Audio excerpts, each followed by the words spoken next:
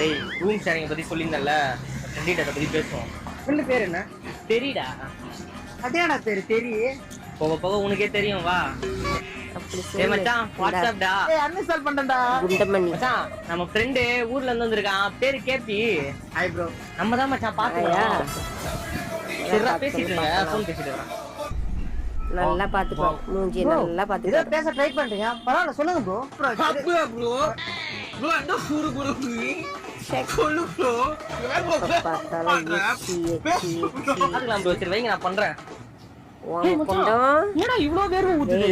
Hospital போலாமா? BP ஆகும் போது. டேய் டேய் என்னடா இப்ப தெரியுதுடா ஏன் உனக்கு தீன்னு பேர் வச்சுங்க.